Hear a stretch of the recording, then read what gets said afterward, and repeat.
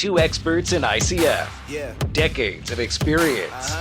One podcast. Yeah. Two hosts with a lot to say. Look, I cannot sit through a struggle. I gotta get up and hustle. I gotta push through the pain, because really that's how you build muscle. Welcome to the Build with ICF podcast with your hosts, Trevor Brown and Heather Herring Brown. Yep, they're a package deal. With over 20 years of ICF installation experience, Trevor can throw down some expertise on sales, marketing, and training. On the other side of the table sits Heather, aka the girl boss, and she's earned the title as the owner of an award-winning ICF construction company, a drafting and design company specializing in ICF. And the numbers? With a master's in accounting, she does that too. Sleeves up, boots on.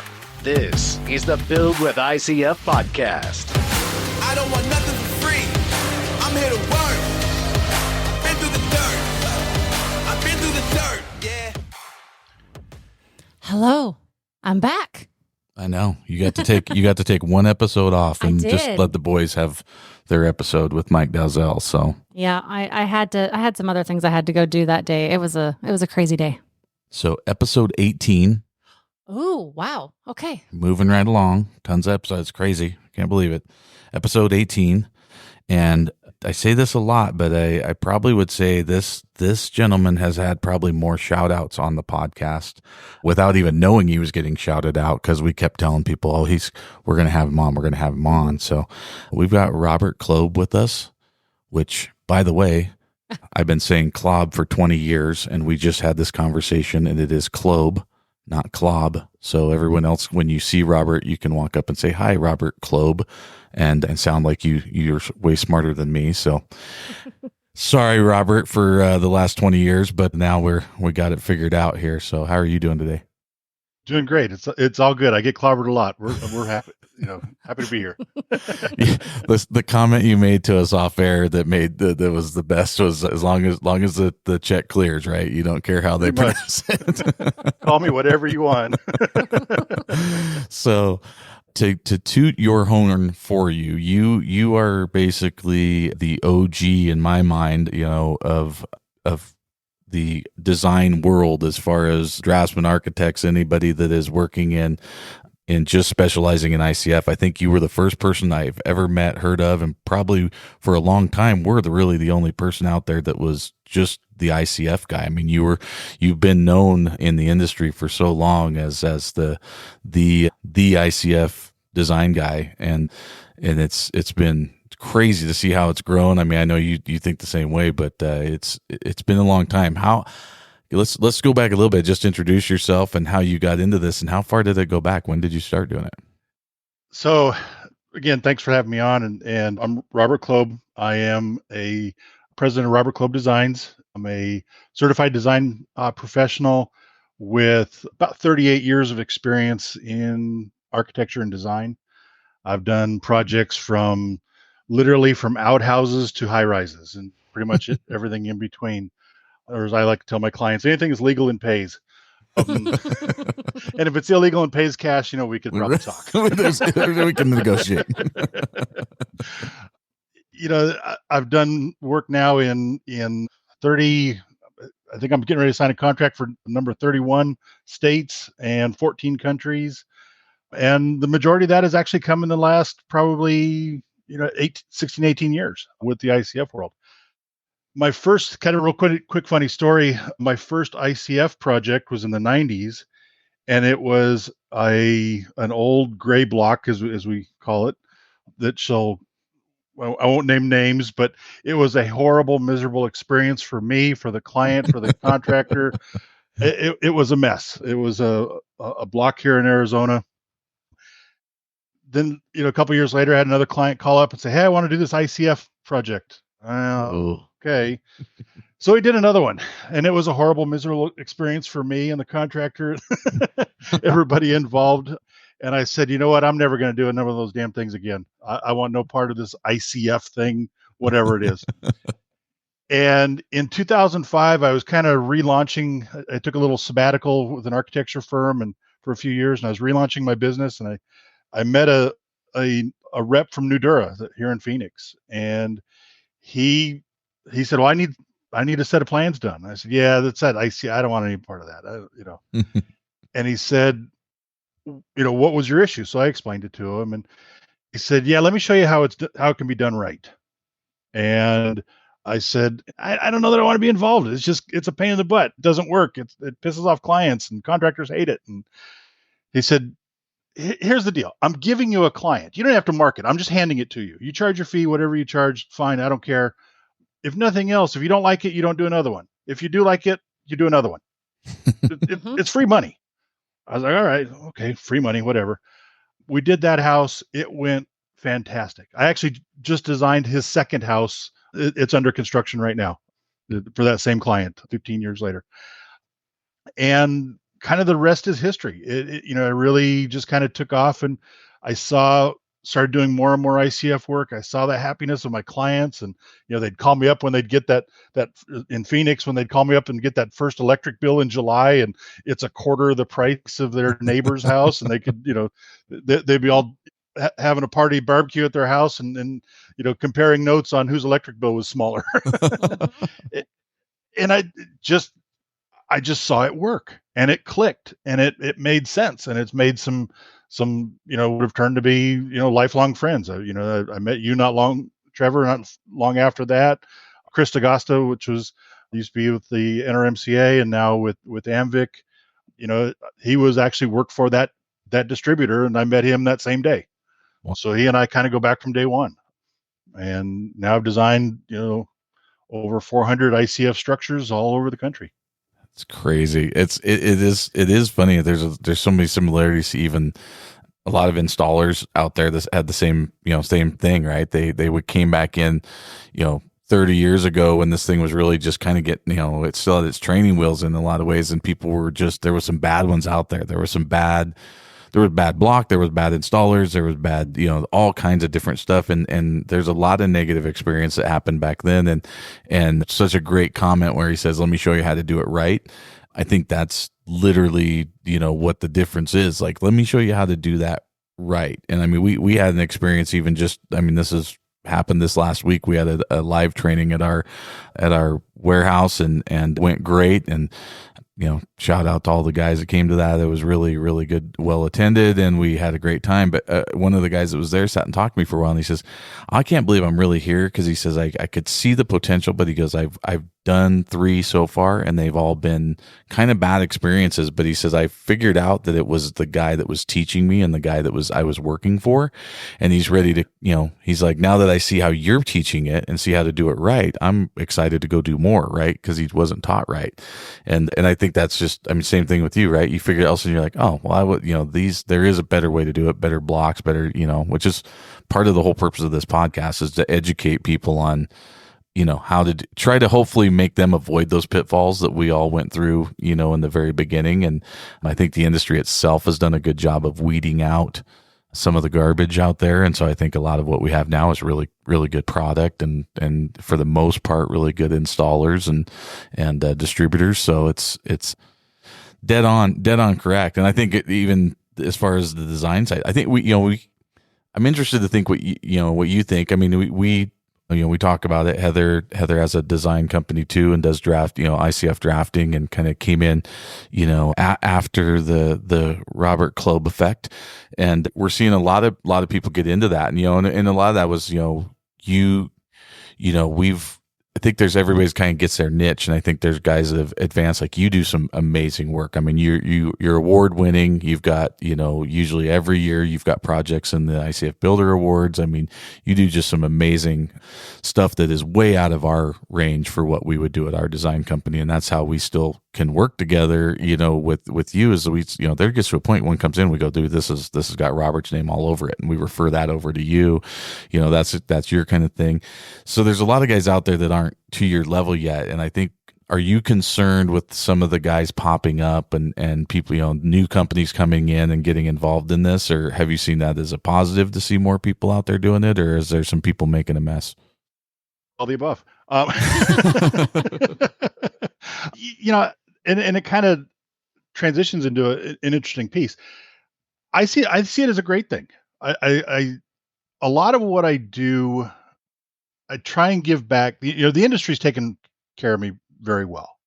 And, I've dedicated a lot of time and effort to the industry, but somewhat self-serving because at the end, I'm trying to, win, design contracts and so on. But I've seen so many areas in our industry over the last 20 years where there was a hole, where there were issues.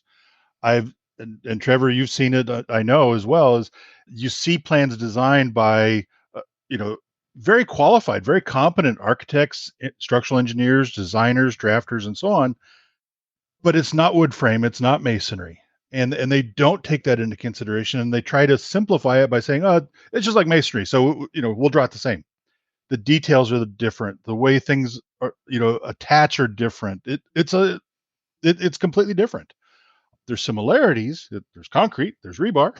Yeah, you want it to be straight. You want it to be square. Yeah, but how things work really aren't always followed through real well. And I got a set of plans I'm reviewing right now for a company that, I think the engineer looked at it and figured if 2 pieces of rebar are good, 10 must be better. And had that conversation today. I've got a simple home that is not in a high wind area or a seismic area. They have a 10-inch core ICF with a double mat of number 5 rebar at 18 inches on center through this whole wall of a house, of a 2-story home that just doesn't need to be there. Yeah.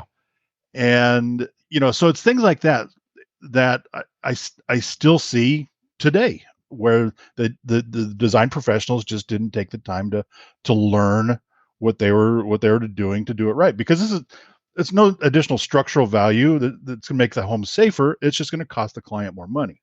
Right. And so that's why about 6 or 8 years ago, I actually started putting on webinars and doing outreach to design professionals, teaching other architects, designers, drafters, engineers. And it's even grown into, a year ago, I did a presentation for the state of Colorado, their building officials organization, had their annual retreat. And I came and presented there on how to review plans that are ICFs, what to look for. Some of them didn't even know it was in the code. Right. And, teaching design professionals how to detail it right, how to, where to look for it in the code. There's prescriptive methods that you can use.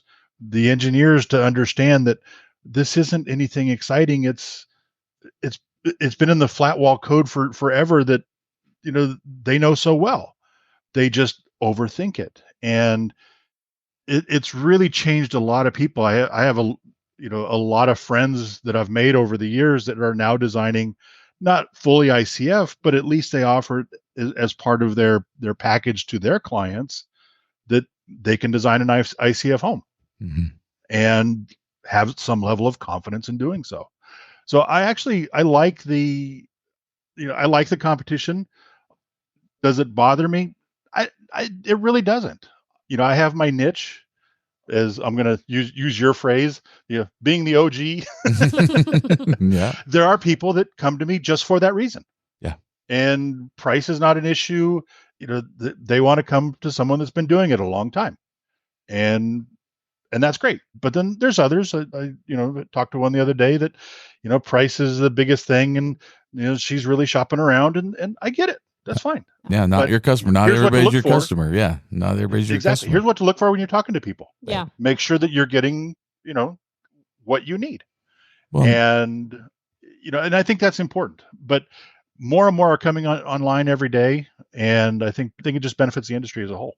Yeah, and I think that there's a lot that, like you're talking about, they make it overly difficult when they're trying to draw it. When they get into it, they're like, well, if 6 inches of concrete is good, 10 inches is better, and if 2 pieces of number 4 bar is good, then how about 4 5s or whatever, in there. And then I think you also can go the other way where they oversimplify it as well. And we see that from DIYers, and their ICF is pretty simple, but there are some key things that you have to make sure that you do. And I think it's the same thing when you're designing a plan. When you're trying to go with the block that they're doing and make it the most efficient use, they've got to answer some questions for you to get started, just to make your time the most efficient as well.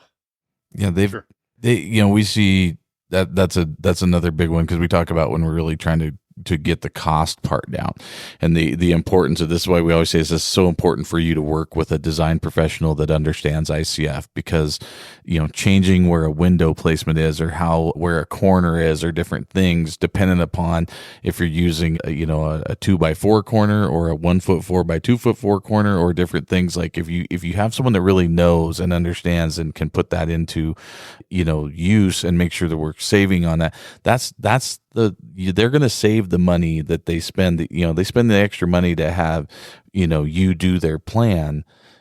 They're going to save that money back. It's kind of like a good general contractor. A good general contractor gets enough discounts and has all these connections and things and speed and time that's going to save you the money that you spend on the good contractor. The cheap guy is always going to cost you more money.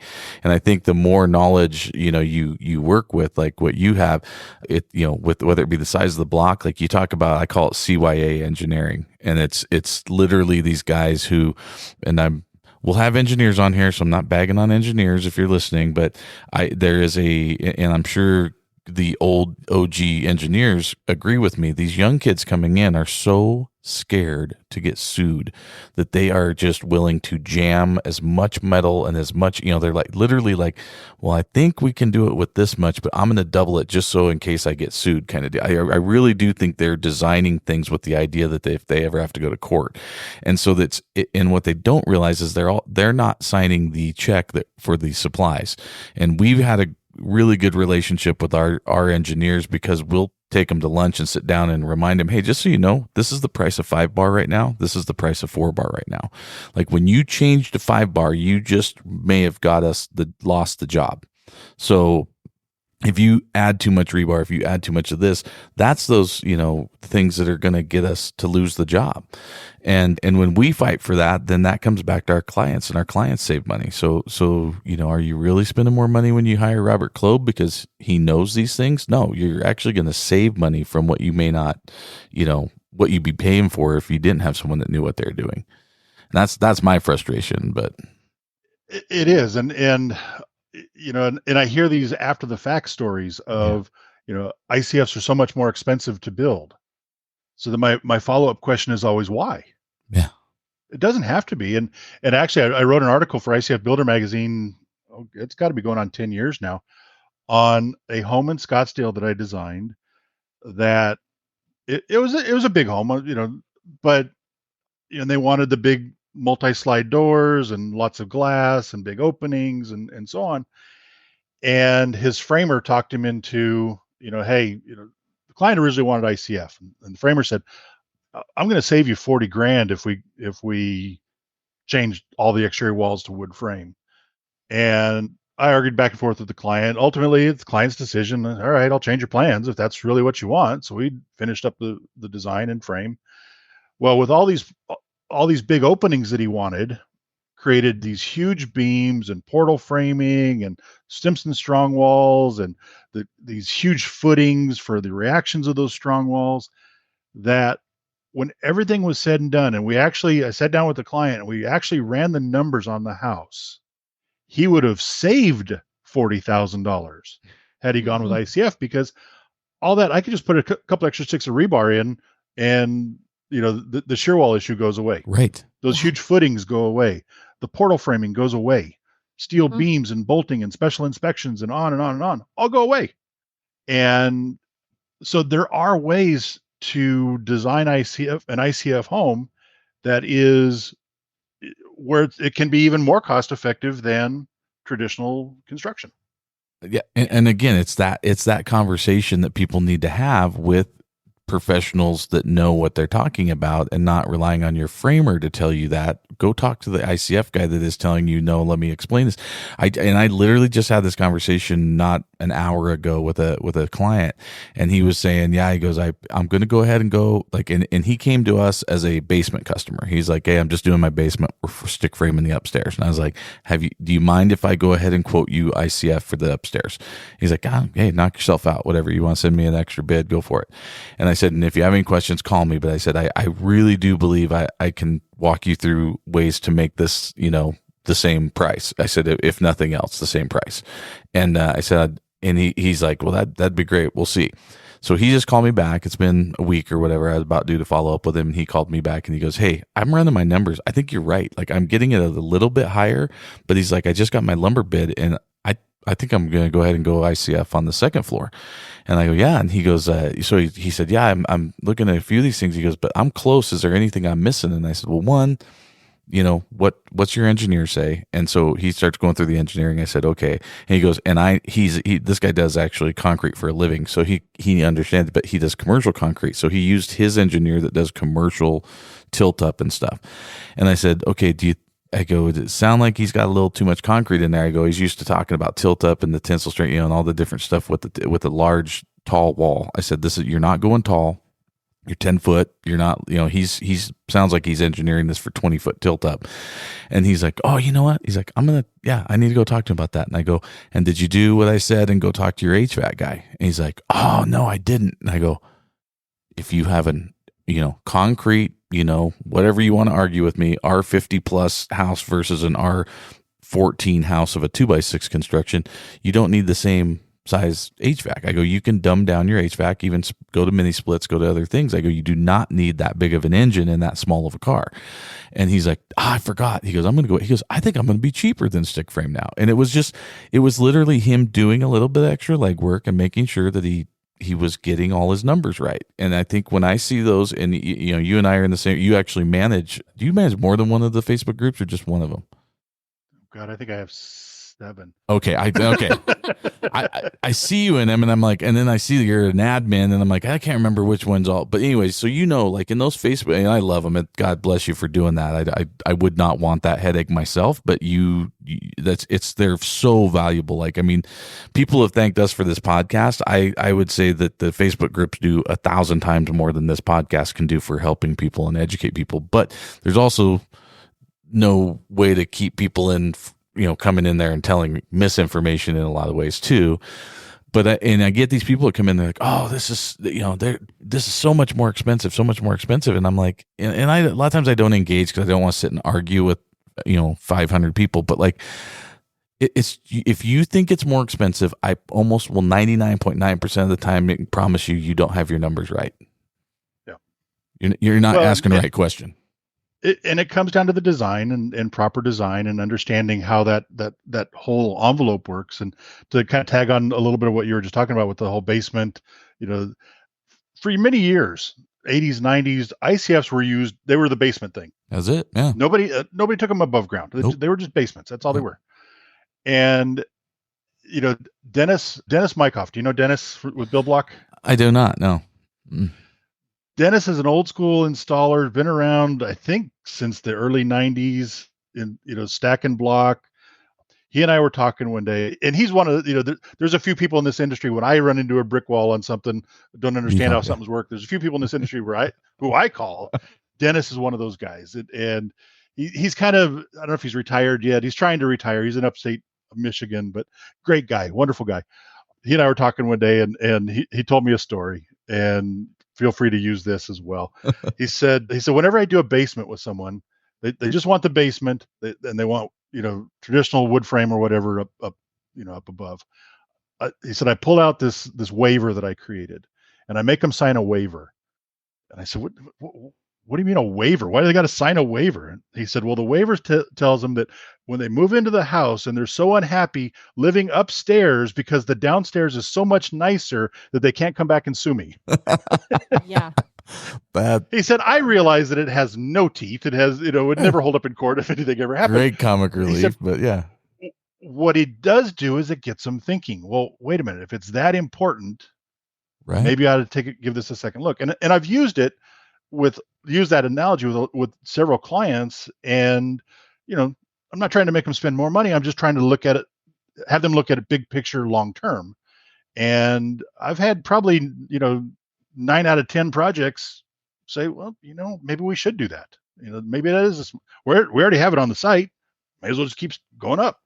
That's wild. That's it. That is such a simplistic way to put it, but it makes so much sense. I mean, it tags. The one I've always used is most everybody has either lived or have a friend or somebody that lives in a house with a basement somewhere in their life, right? And so, Sure. and you can always go.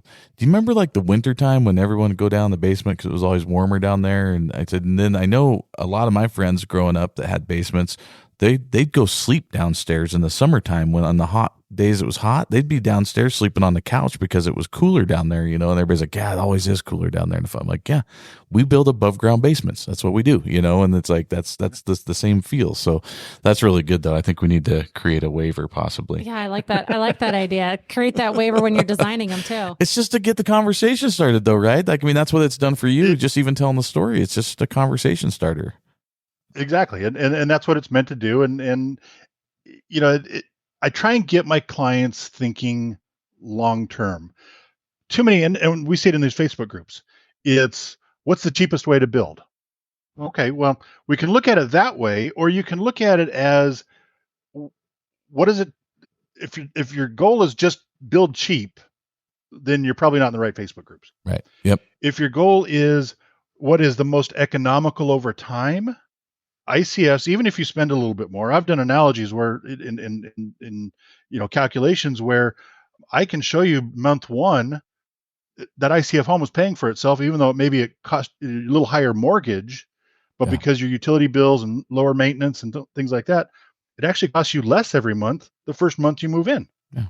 Yeah, it's cash flow. So your you're making ROI, money. Yeah, month one. Your ROI is month one. Yeah. And when you look at that, and then you spread that over, the average person 5 or 10 years in an average home, and then they sell it. Well, if you build it so cheap and so basic and so nothing to it, how is that going to attract buyers 10 years from now? Yeah. And okay, put a little gable on it instead of a single simple roof. Put a little pop out, add a little pizzazz. Yeah. And those are the things that will attract buyers down the road and help you command a higher price, get that additional return on your investment. If everything is about money up front, then, you're going to lose money over time. And again, back to hiring the right professional and working with you. That's the thing that you bring, and I say, I always brag about Heather from a general contractor side. Heather's really, really good at working with a budget and telling somebody realistically, like, hey, you can save, if we change this floor to something different, we can put that money into a killer island in the kitchen or something that people are really going to notice versus something that people don't notice. Or we're not going to do tile in the downstairs guest bathroom. We're going to do that, like finding those movements. And I think from a design aspect, that's what you can do for people when you're like, they're bringing you those designs. And when you're working with a true professional like yourself, you're able to say, hey, not going to cost much more to frame a little dorm, some dormers here, or to change this, or to pitch the roof a different way. Those are the things that make people that need to be working with a skilled professional. And I mean, it with as much as out there with computer programs and different things, and people think, oh, I went and downloaded the trial version of XYZ drafting and I'm going to draw my plans. That's what you're losing. You're missing that professional aspect that you bring, being a, 30 plus year professional doing this. I mean, that's the whole idea. I mean, it's value in that. Yeah. And having people kind of work through their own designs doesn't really bother me. I deal with it all the time. But also, again, kind of back to the whole basement thing, getting people to think about things. I had a situation, client brought me a floor plan that they had been working on as one of those, online 3D home architect, whatever programs.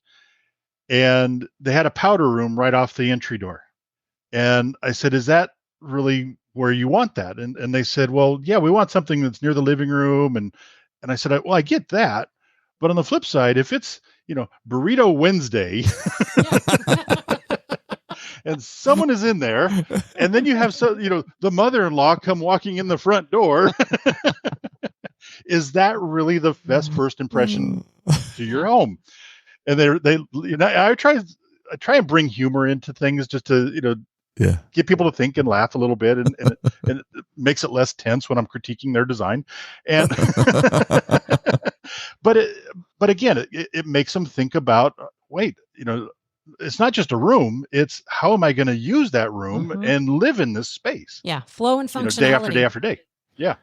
I always tell people when we're talking about some of that design stuff and why you hire a professional to design your home is because if you've ever watched any length of time HGTV and some of these the nightmare remodel nightmares and different shows they have, and you see the stuff where there's a toilet facing the washing machine and the dishwasher next to it, like all these weird, and you're like, who ever thought of that? I'm like, probably somebody that designed their own house. I bet it was probably someone that got a trial version of a design software and decided that was going to be the way to do it. But well, I got a guy. yeah. Well, I can save $150 right here if I just do it myself. Oh yeah. All right. So we're going to go into our 3 questions that we ask every one of our guests now. So question number 1, Robert, tell us about a memorable experience in your ICF design business. Probably I've had so many, great ones, great clients, and so on. My favorite story was a client that called me up one day. I'm not going to share too many details on it, but he calls me up and he says, I want a safe room on an existing wood frame house. He wanted an ICF safe room, ICF roof deck, the whole 9 yards on it. On the East Coast, I get talking a little bit more with him. He's a medical doctor with the Navy, and working on works on a base. And he says he wants this, this safe room. I made a comment about, probably good idea. Hurricane Sandy had come through the East Coast a couple years prior, and that's probably a great idea. And there's going to be more hurricanes that are going to come through. And he said, no, that's not what I want it for. And I said, all right, well, having a safe place to store things, valuables, papers, guns, whatever, probably a good idea. He said, yeah, that's not what it's there for either. I said, okay, now I got to ask. Now it's getting interesting. Now you piqued my curiosity. And he said, we're almost to illegal and cash. He says, it's for the zombie apocalypse. Oh, yeah. And I laughed and I said, yeah, my wife and I, we watched The Walking Dead, and, and he said, why are you laughing? And then I'm thinking, this guy's a medical doctor with the Navy, working at a military hospital, probably has a high level of clearance. What the hell does he know that I don't want to know anymore? I stopped asking questions and I stopped laughing. I want out of this conversation. I want to back up, hit the rewind button. This house, it actually has it even has a little, like a not a trap door, but kind of a little secret door in case, the vault door that we built onto this safe room failed. He could escape out a little side piece that, it was weird. He wanted. He paid for it. We're good. Been there, done that. Probably 15 years ago, I was in a very remote part of eastern Idaho, and client that I was there checking on the job is actually when I was with Amvic, and it was when I first started with Amvic, and this house had been sold before I worked there, but they said, hey, you need to go check in with this guy, he's building this house. And I drove way out in the middle of nowhere and was walking around the house, kind of looking around, and he's like, looks down this kind of like trap door, and it was you went down to the basement, and then there was a trap door in the basement, and he's like, are you cool with ladders? And I was like, yeah. I go, what? And he's like, well, we don't have any stairs down here yet, but he's like, if you want to come check this out. I was like, all right. We go down probably a 16-foot ladder, and he's got a 2-story basement under his basement. So he's excavated 30 plus feet now underground into the mountain.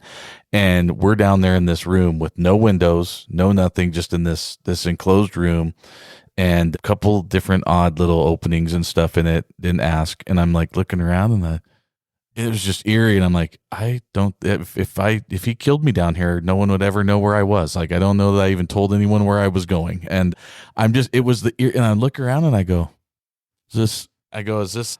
And back in those days, we didn't have pickleball yet, but I thought about squash, and I go, so is this your squash court? And he just looks over at me like dead straight face and goes, yeah, something like that. And then goes, come on, we go back up the ladder. Never asked him what it was about. Didn't want to know. I'm like, this is the weirdest thing I've ever seen. And he had an Amdeck roof over it. So like you basically drove into his garage. He had a lower deck garage that was connected to the basement. And then, so this house from bottom to top was probably 70 feet, when you went from the bottom of that basement to the top floor. It was wild. But yeah, I've been there, done that. There's a few of those. There's actually a lot of those southern Utah. There's a lot of those too. I've done a bunch of, prepper homes, and we've done secret escape hatches and culverts leading, 100 yards out from the side of the house open up into a valley. And I tell each of my clients when I do these, hey, this is fine. I might think you're a little bit crazy, but if the world all goes to hell and I come knocking on your door, you better open, because I know where the secret entrances are. Oh, that's good. That's good. All right. Next question. Why should clients use you? Because I'm the OG. You're the OG. aside from a great sense of humor and good looks, I don't know. That's just exactly. It's personality. It's understanding how these systems work. I've been doing this so long that I rarely does a project come to me with a scenario that I haven't addressed before and know how to successfully, address it. That's cost effective, code compliant, structurally compliant, and at the end of the day, can be built. Yes, that's important. That's important. When you spend money on plans, you want them to be built. Exactly. There really isn't any guesswork, and having the background and the knowledge. And some I didn't touch on, but I was on the development committee for the above ground concrete wall code, which is the ICF building code. And so dealing with building officials that might have never seen or understand ICFs before, it's always fun to pull out my code book and say, see, there's my name.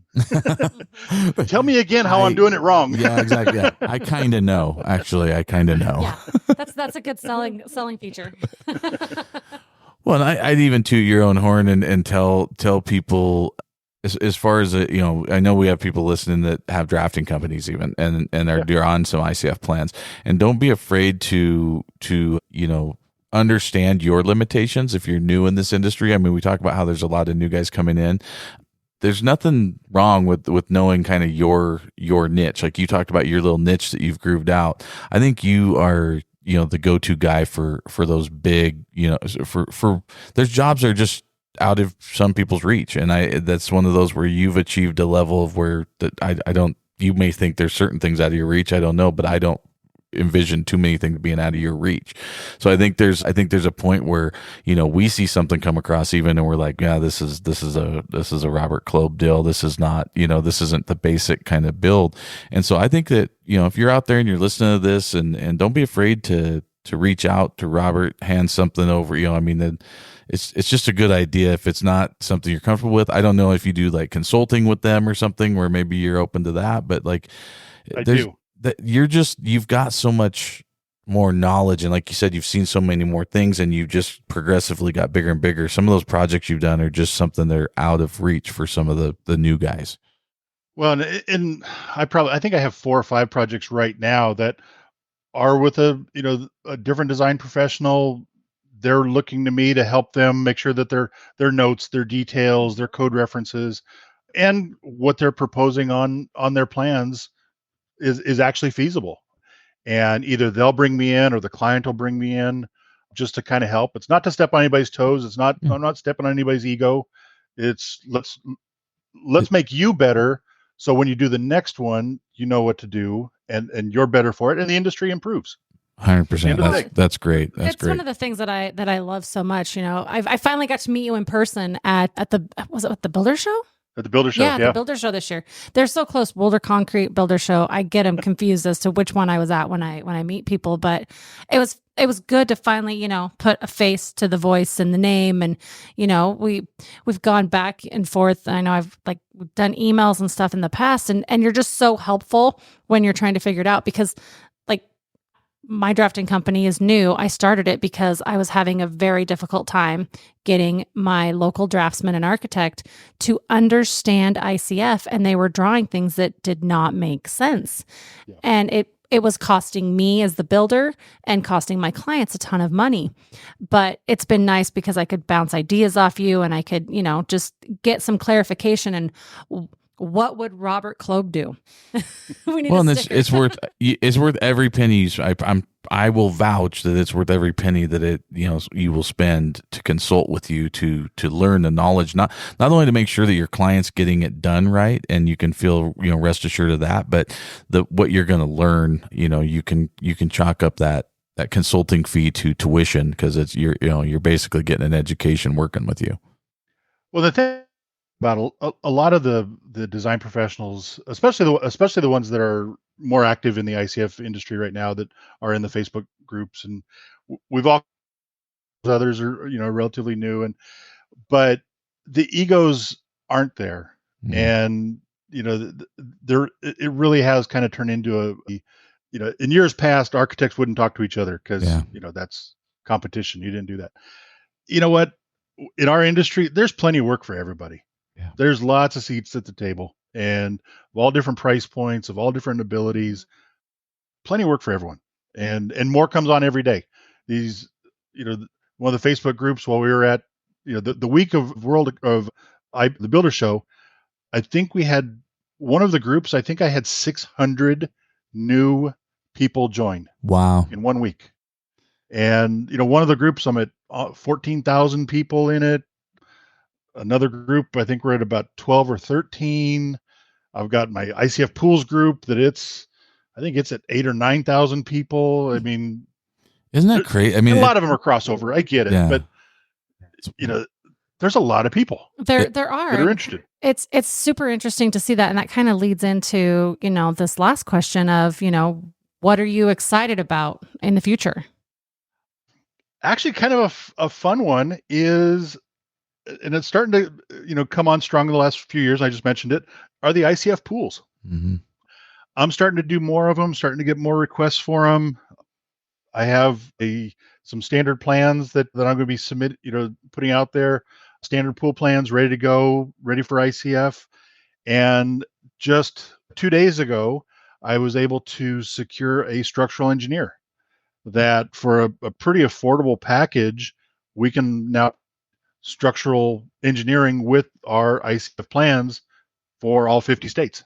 Wow. That's awesome. And, I think that there's some exciting new things that, as they're building their ICF home, build their ICF pool. And there's so many strengths with it for the same reasons we want the ICF in our homes is, especially in areas, maybe you're heating your pool or solar heating your pool. It extends those shoulder seasons. So, my philosophy is always, if you're going to drop $100,000 on something, then damn it, you better be using it.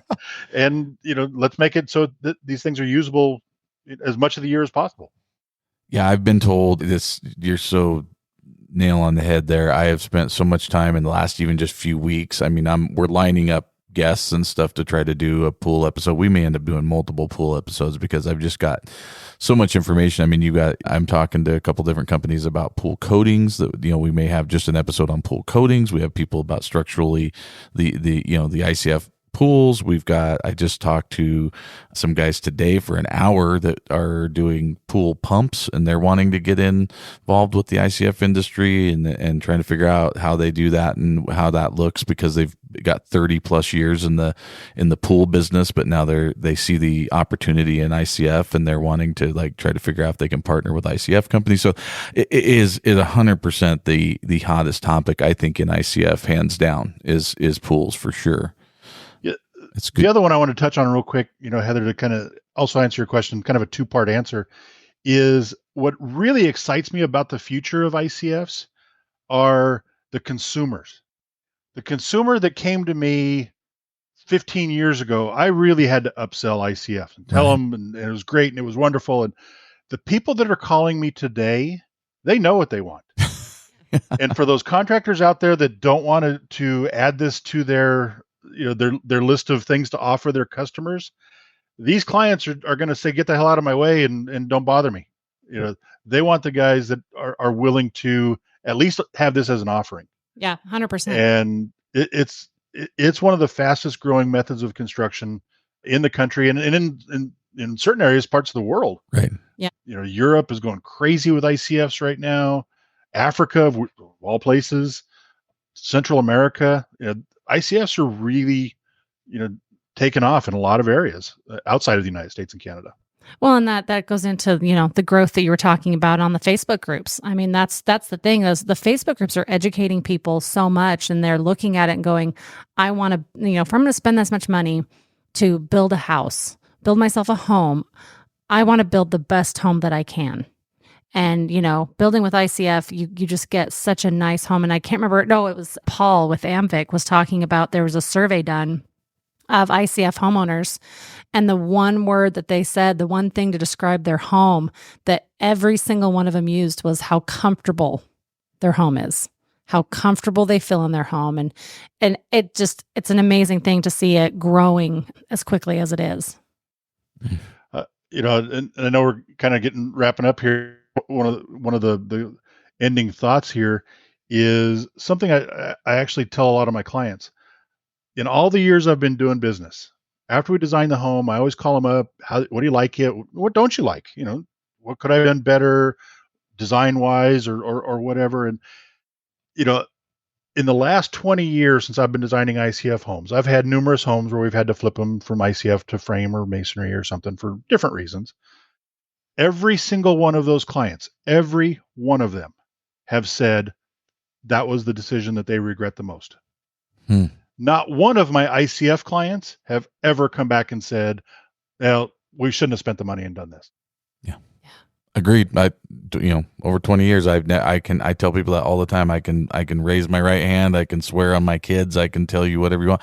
Never had a client say, I'm not, I wish I didn't do ICF.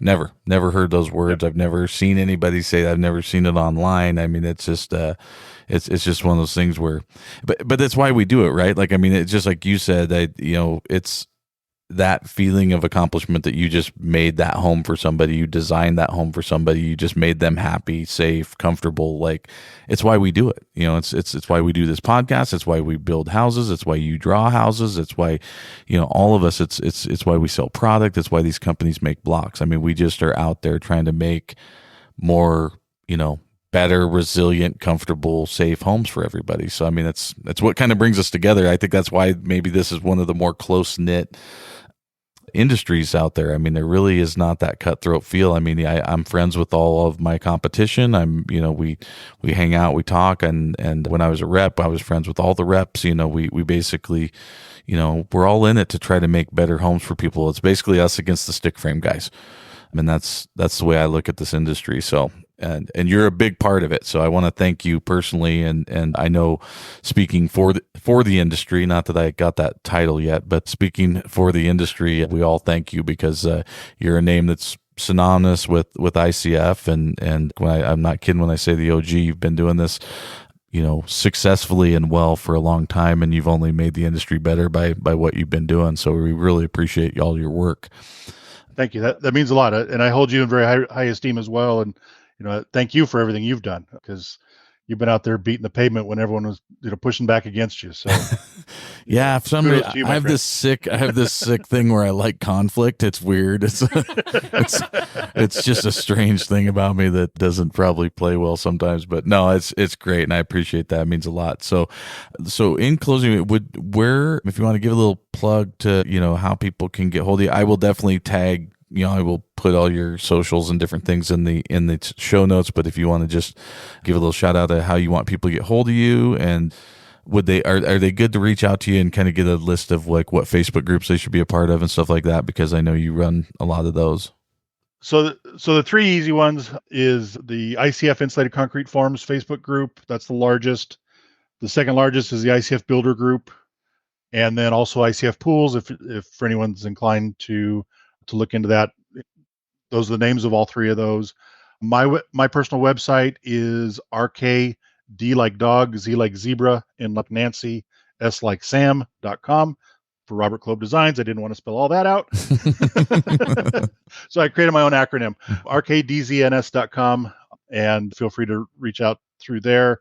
My direct email is robk, robk@rkdzns.com, or through the Facebook groups. You can always message me at any time.